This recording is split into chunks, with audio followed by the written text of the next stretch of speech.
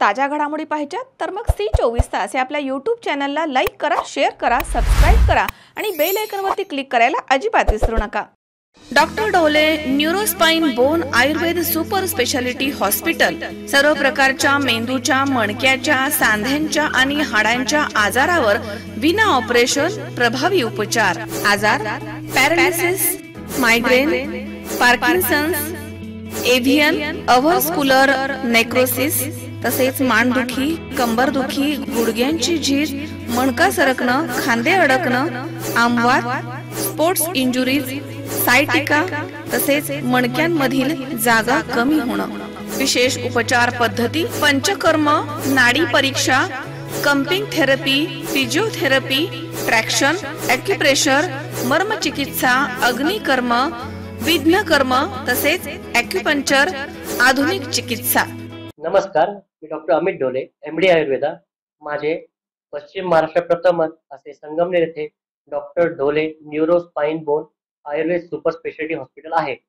माझ्या हॉस्पिटलमध्ये panchakarma unit, X ray unit, physiotherapy unit, general ward, special room अशा सर्व प्रकारच्या सुविधा आहेत।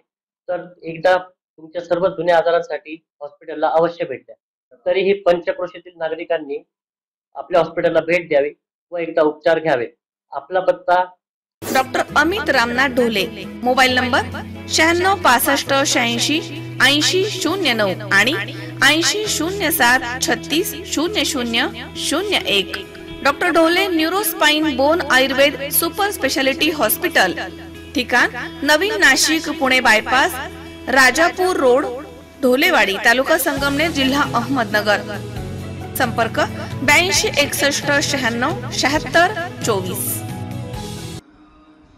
शिवराज्य निर्माण संघटनेच्या 8व्या वर्धापन दिनानं धर्म कार्याच्या पलीकडे जाऊन लोकहितवादी कार्याला चालना दिली आहे, असं प्रतिपादन संस्थापक अध्यक्ष माननीय रणजितसिंह देशमुख यांनी केलंय। शिवराज्य निर्माण संघटनेच्या 8व्या वर्धापन दिनी शिवनेरी किल्ल्यावरती ठिकठिकाणावरनं शेकडो कार्यकर्ते आले होते। या भव्य कार्यक्रमाची सुरुवात ओझर येथील विघ्नहर्त्या श्री गणेशाच्या दर्शनानं झाली आहे। संस्थापक अध्यक्ष माननीय रणजितसिंह देशमुख आणि त्यांच्यासोबत असलेल्या शेकडो युवा कार्यकर्त्यांनी भक्तिभावानं यावेळी दर्शन घेतलंय। श्री गणेश देवस्थान ट्रस्टनं देशमुख साहेबांचा यथोचित सत्कार केला। त्यानंतर सर्वांचे शिवनेरी किल्ल्याकडे प्रस्थान झालं। प्रवेशद्वारी नगरसेवक श्री भाऊ कुंभार, जुन्नर तालुक्यातील तहसीलदार यांनी पुष्पगुच्छ आणि शाल देऊन देशमुख साहेबांचं स्वागत केलंय। जय भवानी जय शिवाजी या घोषणांनी परिसर दुमदुमून गेला। शिवाई देवीची आरती झाल्यानंतर छत्रपती शिवाजी महाराज आणि राजमाता जिजाऊ यांच्या पुतळ्यांना पुष्पहार अर्पण करून वंदन करण्यात आलं। या प्रसंगी शिवचरित्र अभ्यासक श्री दीपक करपे सर यांनी प्रभावी व्याख्यानामध्ये छत्रपती शिवाजी महाराजांचा जीवन संघर्ष, त्यांच्या ऐतिहासिक लढाया, हिंदवी स्वराज्याची उभारणी यांचे सखोल असं विवेचन केलं। त्यांनी संगमनेर तालुक्यातील शिवकालीन आठवणींचा देखील उल्लेख करत रायतेवाडीमधील लढाई, पेमाई डोंगरावरचं वास्तव्य आणि निमगाव पागा येथील घोड्यांच्या पागांचा उल्लेख केला। युवकांनी त्यांच्या व्याख्यानाला टाळ्यांच्या गजरात प्रतिसाद दिलाय। कार्यक्रमात संघटनेचे संस्थापक रणजितसिंह देशमुख यांनी दीपक करपे सरांचा सन्मान केला आणि आपल्या मनोगतामधनं स्पष्ट केलं की धर्मकार्याबरोबरच समाजामधील वंचित दुर्बल घटकांसाठी कार्य करणं हीच खरी शिवसेवा आहे। त्यांनी सामाजिक समतेचा ध्यास घेतलेले छत्रपती शाहू महाराज आणि अण्णाभाऊ साठे यांच्या प्रेरणादायी कार्याचा उल्लेख करत नवयुवकांमध्ये राष्ट्रभक्ती, शिवभक्ती आणि नेतृत्व विकास जागवण्याचे संघटनांचे उद्दिष्ट मांडलं आहे। शिवराज्य निर्माण संघटनेतर्फे येणाऱ्या काळामध्ये कार्यकर्त्यांना संघटनात्मक प्रशिक्षण, समाज प्रबोधन आणि विधायक उपक्रमांमध्ये सहभागी करून घेण्याचं उद्दिष्ट जाहीर करण्यात आलंय। आपल्या शिवराज्य निर्माण संघटनेचा 8वा वर्धापन दिन आज आपण या ठिकाणी साजरा करत आहोत आणि त्यानिमित्ताने आपल्यामध्ये उपस्थित असलेले यांनी अतिशय सुंदर असं मार्गदर्शन आपल्याला या ठिकाणी केलं आणि ते कायम आपल्याबरोबर असतात असे इतिहासकार करपे सर आणि इथं उपस्थित असलेले सर्व आपले सन्माननीय सर्व सहकारी, सर्व मित्र सर्व आपल्या संघटनेचे सदस्य उपस्थित बंधूंनो, आज आपण आता 8वा वर्धापन दिन या ठिकाणी साजरा करतो. 2017ला आपण आपल्या संघटनेची स्थापना या ठिकाणी शिवनेरीवरती येऊन शिवाजी महाराजांच्या जन्मस्थळाच्या तिथं स्थापना केली होती. आणि सर, आम्ही इथे येत असताना आज गाडीने आलो आहे, त्यावेळेस आम्ही घोड्यांवरती आलो होतो. जवळजवळ 25-30 घोडे आमच्यावर होते, घोडेस्वार होते. आणि रस्त्यामध्ये एक ठिकाणी रात्री मुक्काम केलं ओतूरच्या तिथं, आणि दुसऱ्या दिवशी आम्ही गडावर त्या ठिकाणी पोचलो होतो. घोडेस्वार आणि सर्व कार्यकर्ते, सर्व मित्र आमचे सर्व त्या ठिकाणी होते. आणि गडावर येऊन आपण ही संघटना त्या ठिकाणी स्थापन केली. आणि मला आठवत आहे त्या काळामध्ये त्याची एवढी चर्चा त्या ठिकाणी संपूर्ण महाराष्ट्रभर झाली. सगळ्या TV चॅनल्सवरती आपल्या या दौऱ्याचं त्या ठिकाणी TV वर दाखवलं जात होतं. आणि सगळ्यांमध्ये ओळख, खूप मोठ्या प्रमाणात ओळख संघटनेची असेल, आपल्या सर्व सदस्यांची असेल, आणि महाराष्ट्रामध्ये त्या ठिकाणी झाली. आणि 8 वर्षापूर्वी जे कार्य सुरू केलं होतं ते आज पुन्हा या ठिकाणी येऊन प्रेरणा घेऊन नवीन ऊर्जा घेण्याचं काम करण्यासाठी आपण या ठिकाणी आलेलो.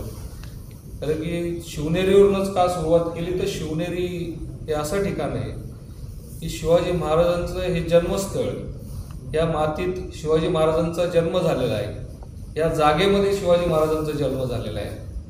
आणि संपूर्ण महाराष्ट्राला, देशाला आणि जगाला ज्या मातीने शिवाजी महाराज दिले आणि त्यानंतरचा सर्व इतिहास जो घडला, त्याचं केंद्रस्थान, केंद्रबिंदू ही जागा आहे, हे ठिकाण आहे. आणि म्हणून आपल्या संघटनेची स्थापना देखील आपण याच केंद्रस्थानातून केली होती. आणि आज पुन्हा 8 वर्षानंतर एक नवी ऊर्जा घेण्यासाठी, एक नवी प्रेरणा घेण्यासाठी आपण महाराजांच्या जन्मस्थळी या ठिकाणी आज पुन्हा आलेलो आहोत. तर शिवराज्य निर्माण संघटना, सरांनी सांगितलं की नाव खूप चांगलं त्या ठिकाणी ठेवलं आहे. शिवराज्य निर्माण शिवराज्य निर्माण म्हणजे शिवाजी महाराजांचं जसं राज्य होतं त्या काळामध्ये, तशा पद्धतीचंच राज्य पुन्हा निर्माण झालं पाहिजे, या भावनेतून हे कार्य आपण त्या ठिकाणी सुरू केलं. आता शिवाजी महाराजांचं राज्य कसं होतं, तर त्यात 2 विचार होते, 2 गोष्टी त्यामध्ये होत्या. एक तर धर्मकार्य त्यामध्ये होतंच, आपला हिंदू धर्म वाढला पाहिजे, धर्माचं संरक्षण झालं पाहिजे, आणि प्रत्येकाला आपल्या धर्माचा अभिमान असला पाहिजे, तो आपल्याला असतोच. तसा आपल्या हिंदू धर्माचाही आपल्याला अभिमान आहे, आणि सर्व जाती धर्माला ज्याच्या त्याच्या धर्माचा अभिमान त्या ठिकाणी असला पाहिजे. तर ही एक धर्मकार्याची बाजू त्याचे त्या ठिकाणी आहे. आणि त्याचबरोबर त्याला दुसरी जोड म्हणजे विधायक कार्याची, म्हणजे धर्म कार्याला दुसरी जोड विधायक कार्याची. तर आपण शिवाजी महाराजांचं जर आपण बघितलं, त्यांचा इतिहास आपण जेवढा ऐकलेला किंवा जो सांगितला जातो, मला नेहमी वाटतं सर की ती एकच बाजू आहे. शिवाजी महाराजांचा जो इतिहास आपण ऐकतो ती एकच बाजू महाराजांची आपल्याला ऐकायला सातत्याने मिळते. ते म्हणजे आपण शिवाजी महाराज म्हणलं का आपल्याला अफजल खानाचा वध आठवतो, आपल्याला शाहिस्त खानाची तोडलेली बोटं आठवतात, आग्र्याची सुटका आठवती, असे 2-3 हे आपल्या डोळ्यासमोर येतं. ही तर शिवाजी महाराजांच्या जीवनातली घटनाक्रम आहेच आहे, ह्याला तेवढंच महत्त्व आहे. पण त्याचबरोबर दुसरी बाजू पण जी महाराजांची होती ती म्हणजे शिवाजी महाराज एक उत्तम राज्यकर्ते होते.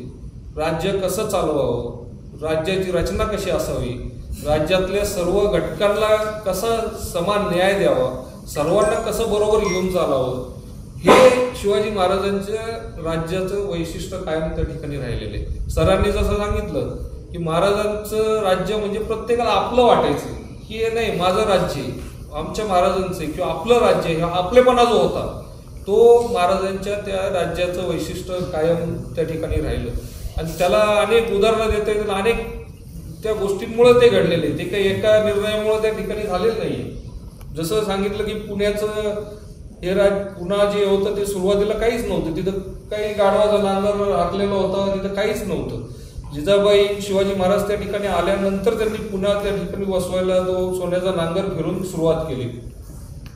आणि त्यावेळेची जर आपण धोरणं बघितली शिवाजी महाराजांची, की त्यांनी ज्या जमिनी पूर्वी राजा असायचं किंवा जे तिथले सरदार असायचे ते जमीन त्यांच्या मालकीच्या असायच्या.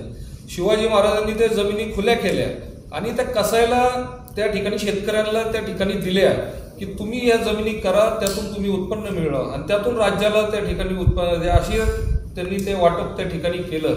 आणि नुसतंच एवढं नाही तर ते बियाणं पुरवण्यापासून, शेतीच्या अवजारं त्या शेतकऱ्यांना उपलब्ध करून देण्यापासून, त्या बैल पुरवण्यापासून ह्या सर्व गोष्टी पुरवल्या आणि तुम्ही शेती करा, त्यातून जे उत्पन्न मिळेल त्यातून तुम्ही राज्याला हे करा, या भावनेतून त्यांनी केलं. आणि ज्या वेळेला समजा दुष्काळ पडला, पूर्वीचे जे राज्यवट होते ते दुष्काळ असो काय असो त्यांना तेवढा टॅक्स, त्याला महसूल तो द्यावाच लागत होता राजाला त्या काळामध्ये. पण शिवाजी महाराज, शेतसारा जे शब्द आहेत ते शिवाजी महाराजांच्या काळात ज्या वर्षी दुष्काळ पडेल, पिकं उगवणार नाहीत, त्या वर्षामध्ये तो टॅक्स माफ केला जायचा. म्हणजे ही त्या शेतकऱ्यांमध्ये मग एक जाणीव, आपलेपणाची भावना त्यामुळे महाराजांबद्दल निर्माण झाली होती. अशा पद्धतीने अनेक गोष्टी आहेत. महाराज खूप काळजी घ्यायची. महाराजांनी सैन्याला ज्या सूचना दिलेल्या आहेत त्या आजही लिहिलेल्या आहेत की आपलं सैन्य कुठून जात असताना तिथल्या शेतकऱ्याच्या भाजीच्या देठाला देखील धक्का नाही लागला पाहिजे. हे असे वाक्य त्यांचे महाराजांचे स्वतःचे शब्द आहेत. म्हणजे किती काळजी ते आपल्या प्रजेची घेत होती, हे अनेक उदाहरणं आहेत. तर अशा बाजू आहेत. महाराज महिलांचा आदर खूप त्या ठिकाणी करत होते, महिलांचा आदर असायचा. त्याचबरोबर सर्व जाती धर्मांचा देखील आदर महाराज करत होते. सर्व जाती धर्म एक आहेत, सर्वांना बरोबर घेऊन पुढे गेलं पाहिजे ही त्यांची भूमिका होती. कुठल्याही धर्माबद्दल द्वेष त्यांनी कधी केला नाही. त्यांच्या बरोबर त्यांच्या सहकार्यांमध्ये सर्व समाजाचे लोक कायम त्या ठिकाणी राहिलेले आहेत आणि सामान्यच लोक राहिलेले आहेत. तर अशा पद्धतीने महाराजांचं हे राज्य होतं. त्याच भूमीवरती आपल्याला सर्वसमावेशक हा विचार आपला देखील आपल्या संघटनेचा आहे. सर्व धर्म समभाव, सर्व जाती धर्मांना बरोबर घेऊन विधायक कार्य करणं हे आपल्या याचं उद्दिष्ट आपल्या संघटनेचं त्या ठिकाणी आहे. आणि धर्मकार्याबरोबर विधायक कार्य देखील. आता विधायक कार्य म्हणजे काय असू शकतो, तर त्याचं सर्वात चांगलं उदाहरण म्हणजे संगमनेर तालुक्यात जो घडलेला आहे ते सगळ्यात चांगलं उदाहरण आपण देऊ शकतो. स्वर्गीय सहकार वर्षी भाऊसाहेब थोरात, स्वर्गीय दादांनी काय केलं तर आपल्यासारखे सामान्य लोकांना त्या काळात तर काही साधन संपत्ती नव्हती. आपला तालुका म्हणजे तसा दुष्काळी तालुका, पाणी कमी, पाऊस कमी, जमिनी आपल्या हलक्या जमिनीत. आपल्या शेतकऱ्यांकडे फार मोठमोठ्या जमिनी नाही, आपल्याकडे बागायतदार नाही आहेत. जशा तर जुन्नरमध्ये आल्यावर सगळे जमिनी आपल्याला बघायला मिळतात, पाणी बघायला मिळतं, तसं आपल्याकडे काही नव्हतं. पण त्यांच्याकडे इच्छाशक्ती होती आणि एक दूरदृष्टी होती की आपल्या परिसराचा आपल्याला कायापालट करायचं आहे, आपल्याला बदल करायचा आहे. आणि त्या इच्छाशक्तीतून त्यांनी सहकार्याच्या माध्यमातून त्यांनी सर्वसामान्य बरोबर लोकांना घेतलं. त्यांच्याकडे काही फार पैसा नव्हता, काही नव्हतं, साधन संपत्ती काही नव्हती. सगळ्यांनी मिळून एकत्र आले आणि त्यांनी या सहकार त्या ठिकाणी स्थापन केलं, सहकारी संस्था स्थापन केल्या. आज साखर कारखाना आहे, आज दूध संघ आहे, ह्या आपल्या सर्व संस्था आहेत. यातून काय घडते तर साखर कारखान्याचं जर उदाहरण आपण दिलं तर आज तिथं 1,500 ते 2,000 कर्मचारी त्या ठिकाणी काम करत आहेत. एवढ्या लोकांना त्या ठिकाणी रोजगार उपलब्ध झालेला आहे. आज ऊस उत्पादक शेतकरी तालुक्यामध्ये जो आहे तो ऊस तिथं घालतो, त्याला 2 पैसे त्यातून मिळतात, अर्थकारण चालतं. आज दूध संघ आहे सर, आज 4 लाख लिटरच्या आसपास आपलं संकलन त्या ठिकाणी आहे. 17-18 हजार सभासद आपले दूध उत्पादक आपल्या संघाला दूध घालतात. म्हणजे 17-18 हजार लोकांचा प्रपंच या दूध संघावर त्या ठिकाणी चालतो. जवळजवळ 500-550 कोटी रुपये वर्षाला दूध उत्पादकांना दुधाच्या माध्यमातून त्यांना त्या ठिकाणी मिळतात.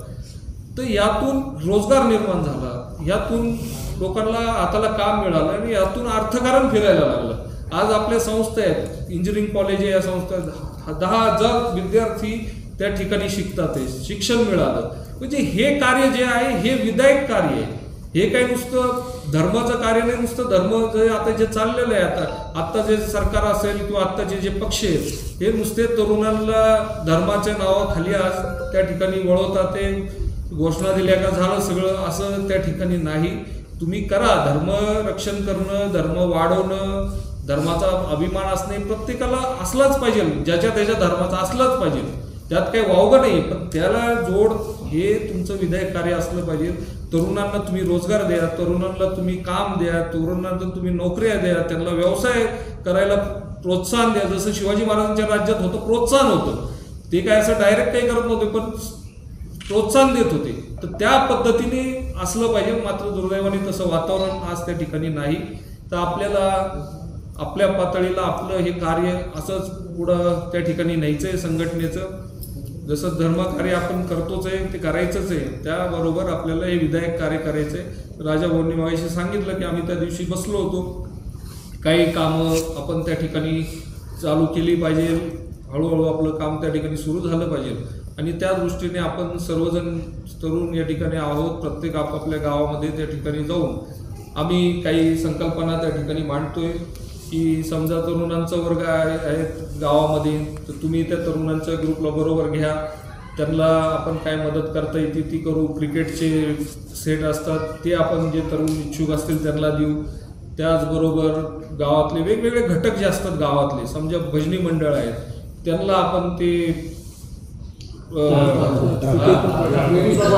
पेटी पकवान जे असतं ते जे आपण सेट त्यांना उपलब्ध करून देऊ. आपल्या संघटनेच्या माध्यमातून हे कार्य करायचं आहे.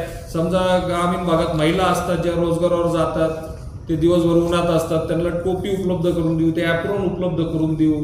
अशा पद्धतीचं काम म्हणजे थोडक्यात विधायक काम आपण त्या माध्यमातून सुरू करू. तर ते आपण सर्वांनी आपल्या आपल्या गावामध्ये, जिथं आता पुढे एक मिटिंग होईल, दर महिन्याला आपण मिटिंग घेणार आहे, तर एक असं ठरवलं की कुणाच्या एका वस्तीवर कुठं तर मिटिंग घ्यायची, तिथं सगळ्यांनी जमायचं. आपण ते सगळा खर्च त्याच्यात नाही येणार त्याला, आपण सगळे मिळून ते त्या ठिकाणी करू. मिटिंग म्हटल्यावर तो म्हणायचं मी नाही आता उद्या, असं नाहीये. तर आपण मिटिंगा एक वस्ती त्या निमित्ताने जाणं होतं, त्याच्या घरी जाणं होतं. त्या 4 गावातल्या लोकांना कळतं की अरे ही संघटना आहे, यांचे एवढे सदस्य आहेत, तर ते आपण मिटिंगा घेऊन त्या मिटिंगमध्ये दर महिन्याला वेगवेगळं नियोजन पुढच्या काळामध्ये आपण त्या ठिकाणी करणार आहे. 2 गोष्टी या ठिकाणी आणखी सांगतो. सरांनी खरं तर सर आज तुम्ही बराच इतिहास उलगडला. आता या आम्हालाही संगमनेरचा एवढा इतिहास अजून आम्ही ऐकला नव्हता. हेमगिरी वगैरे थोडंसं माहीत होतं, रायतेवाडीचं एवढं बारकावे त्या ठिकाणी माहीत नव्हती, किंवा शहागडाचं तुम्ही त्या ठिकाणी सांगितलं. तर हे नवीन अनेक गोष्टी आपण त्या ठिकाणी सांगितल्या. पण एक मला यामध्ये एक गोष्ट जी वाटली की ती आपण रायतेवाडीची जी तिथं युद्ध जे झालेलं आहे, ती शौर्यभूमी म्हणून आपण तिला नामकरण करून तिथे एक झेंडा त्या ठिकाणी करू. तर हे कार्य आपण संघटनेच्या माध्यमातून त्या ठिकाणी कार्यक्रम आपण लवकरच घेऊ. आणि तुम्ही जे मांडलंय ते आपण संघटनेच्या मार्फत ते त्या ठिकाणी करू, अशी या ठिकाणी ग्वाही देतो. आणि त्याचबरोबर आता इथं जे सर्व आपले सदस्य आहेत, इथं मला वाटतं स्थापनेला जेवढे होते त्यात 80% तर त्यातले आहेत. आता 10-20% थोडी इकडे कुणी आलं नसेल, कुणी काही झालं असेल, काही इकडे तिकडे झालेले आहेत काही, पण 80% जण इथं त्या ठिकाणी आहेत.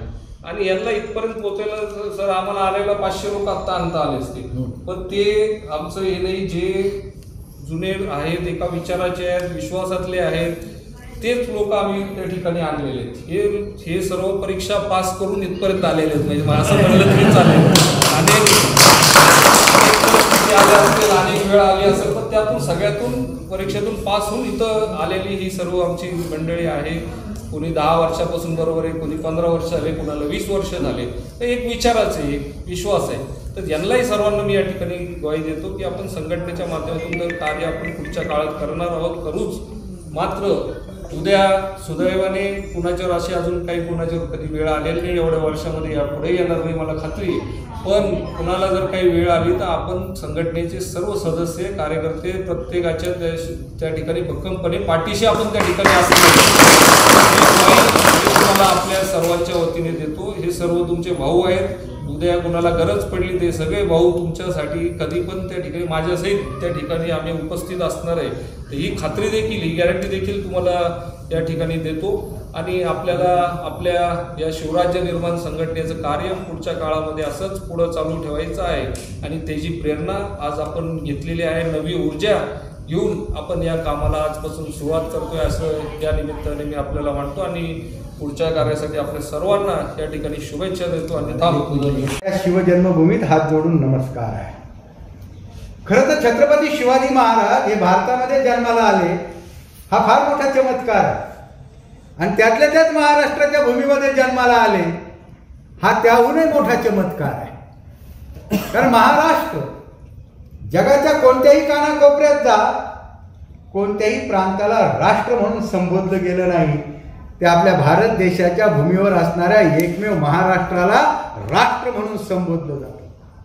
हा महाराष्ट्र पुन्हा आयऱ्या गायऱ्याचा महाराष्ट्र नाही आहे. अरे संन्याशाची पोरं म्हणून ज्याला हिणवलं त्याने सुद्धा माझी मराठीची बोलू कौतुकी अमृता ते पैदा जिंकीनं अशा सांगणाऱ्या ज्ञानदेवांचा हा महाराष्ट्र आहे. आपल्या विज्ञानवादी प्रबोधनानं सहकाराचा मंत्र देणाऱ्या जगद्गुरु तुकोबारायांचा हा महाराष्ट्र आहे. नातू कीर्तनाचे रंगी ज्ञानदीप लावू जगी असं सांगणाऱ्या एकनाथ महाराजांचा हाच तो महाराष्ट्र आहे. अरे स्वराज्य स्वराज्य हा माझा जन्मसिद्ध हक्क आहे आणि तो मी मिळविणारच हा मंत्र देणाऱ्या लोकमान्य टिळकांचाही हाच महाराष्ट्र आहे. आणि जगेंत देशासाठी आणि मरेंत देशासाठी हा संदेश देणाऱ्या वीर वस्ताद लहुजी साळवेंचाही हाच महाराष्ट्र आहे. अरे 50 वर्ष काळ्या पाण्याची शिक्षा ठोठावताय पण तुमचं सरकार 50 वर्ष या देशावरती राज्य करेल काय असं निक्षून सांगणाऱ्या स्वातंत्र्यवीर सावरकरांचाही हाच महाराष्ट्र आहे.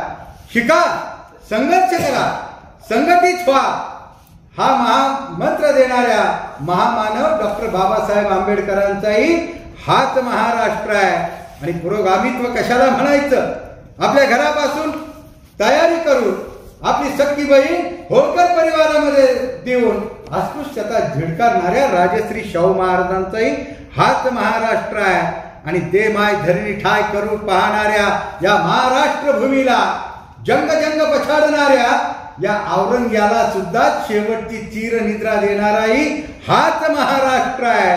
आणि अशा या महाराष्ट्रामध्ये तुमचा आमचा जन्म व्हावा यासाठी 7 जन्माची पुण्याई असली पाहिजे असा मानणारा मी वक्ता आहे. म्हणून तुम्ही आम्ही इथं आहोत. कारण जन्म कोणत्या भूमीत घ्यावा, कोणत्या मातीत घ्यावा हे तुमच्या आमच्या हातात नाही, हे प्रारब्धामध्ये आहे. आणि ते प्रारब्ध तुम्हाला महाराष्ट्राच्या मातीमध्ये लाभलेलं आहे असं समजणारा मी वक्ता आहे. खरं तर छत्रपती शिवाजी महाराज शिवनेरीचा त्यांचा इतिहास काय? खरं मी ज्या ज्या ठिकाणी जातो त्या त्या ठिकाणी तिथला इतिहास पहिल्यांदा मी समजावून देण्याचा प्रयत्न करतो. बाकी विषयाला मी हात घालत नाही.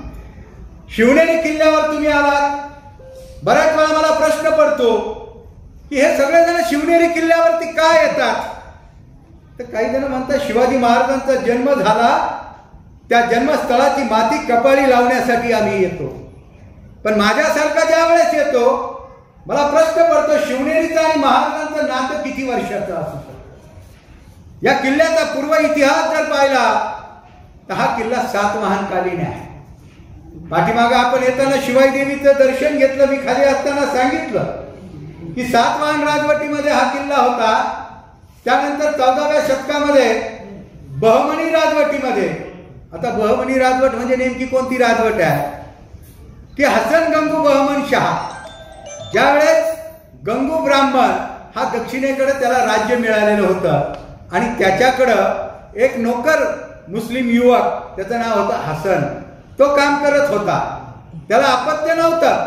त्याने त्याचा मुलाप्रमाणे सांभाळ केला आणि त्याचं निधन झाल्यानंतर त्या हसननी ते राज्य ताब्यात घेतलं. पण आपल्याला ज्याने सांभाळलंय त्याचं नाव असावं म्हणून त्याने त्याच्या राज्याला नाव दिलं हसन गंगू ब्राह्मणाऐवजी बहमन शहा. आणि या बहमनशाहीचे 5 तुकडे पुढे झाले आणि त्या 5 तुकड्यांपैकी निर्माण झाली ती विजापूरची आदिलशाही, गोवळकोंड्याची कुतुबशाही, बिदरची बरीदशाही, अहमदनगरची निजामशाही आणि अकोला, एलितपूर, बाळापूर आपण म्हणतो तिथली हिमादशाही निर्माण झाली होती.